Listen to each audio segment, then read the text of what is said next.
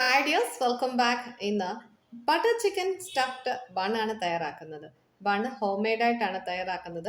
അപ്പോൾ അതെങ്ങനെയാണെന്ന് നോക്കാം. വീഡിയോയിലേക്ക് പോകുന്നതിന് മുമ്പ് ചാനൽ സബ്സ്ക്രൈബ് ചെയ്യാതെ ആരെങ്കിലും കാണുന്നുണ്ടെങ്കിൽ സബ്സ്ക്രൈബ് ചെയ്ത് ഒന്ന് സപ്പോർട്ട് ചെയ്യണേ.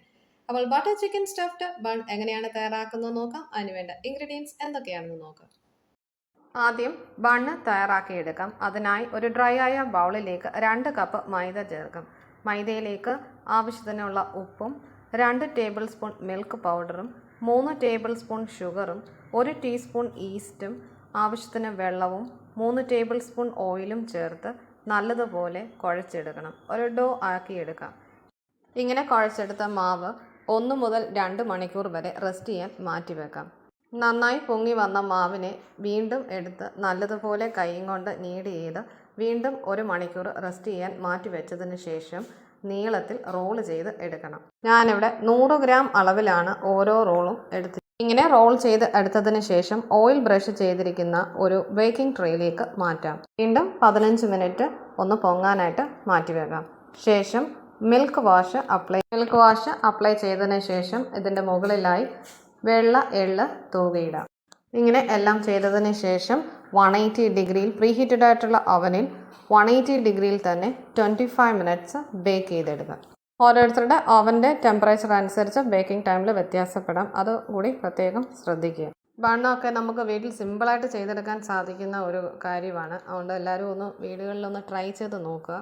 പ്രിസർവേറ്റീവ്സ് ഒന്നും ചേർക്കാത്തത് കൊണ്ട് തന്നെ കുട്ടികൾക്കൊക്കെ നമുക്ക് ധൈര്യമായിട്ട് കൊടുക്കാവുന്ന. അങ്ങനെ നമ്മുടെ ലോങ് ബൺസ് എല്ലാം ഇവിടെ പെർഫെക്റ്റ് ആയിട്ട് ബേക്കായി വന്നിട്ടുണ്ട്.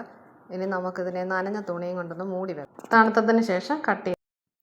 ഫില്ലിങ്ങിന് വേണ്ട ബട്ടർ ചിക്കൻ തയ്യാറാക്കിയെടുക്കാം. അതിനായി ഒരു ബൗളിലേക്ക് വൃത്തിയായി കഴുകിയെടുത്ത ബോൺലെസ് ചിക്കൻ ഒന്ന് മാറിനേറ്റ് ചെയ്തെടുക്കാം. അതിനായി ചിക്കനിലേക്ക് ആവശ്യത്തിനുള്ള ഉപ്പ്, കുരുമുളക് പൊടി, മുളക് പൊടി, കോൺഫ്ലോർ, കസൂരി മേത്തി എന്നിവ ചേർത്ത് 1 മണിക്കൂർ മാരിനേറ്റ് ചെയ്ത് മാറ്റിവെക്കാം.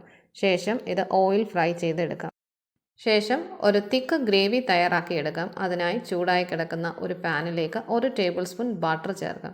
ബട്ടർ നന്നായി ചൂടായി കഴിയുമ്പോൾ അതിലേക്ക് 1/2 ടീസ്പൂൺ ജീരകം ചേർക്കാം. ശേഷം ഇതിലേക്ക് ചോപ്പ് ചെയ്ത് വെച്ച സവാള, ഇഞ്ചി, വെളുത്തുള്ളി എന്നിവ ആവശ്യത്തിന് ഉപ്പും ചേർത്ത് നല്ലതുപോലെ വഴറ്റിയെടുക്കാം.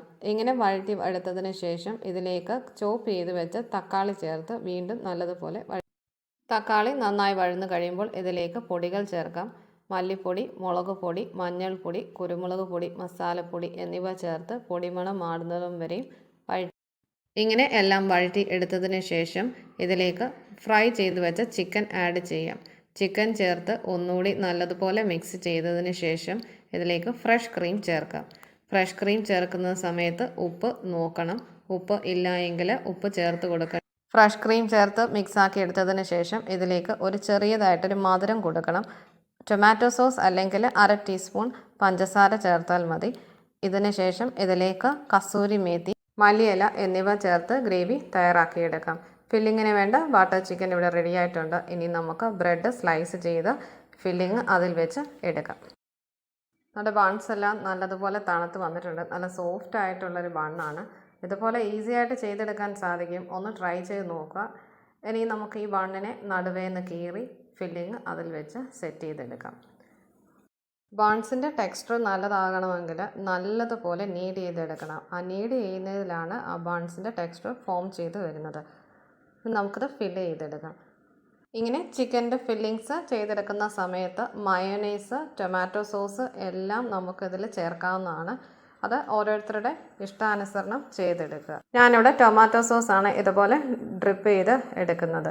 നിങ്ങൾക്ക് മയോനൈസ് ഇതുപോലെ ചെയ്തെടുക്കാവുന്നതാണ്. അതുപോലെ ഫ്രഷ് ക്രീം ഇതുപോലെ പൈപ്പിംഗ് ബാഗിലാക്കി ചെയ്യാവുന്നതാണ്.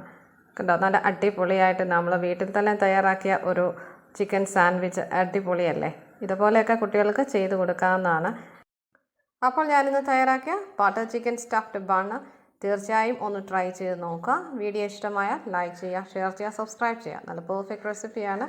ട്രൈ ചെയ്തിട്ട് കമൻറ്റ് ബോക്സിൽ കമൻസും കൂടെ ആഡ് ചെയ്യുക. Thank you for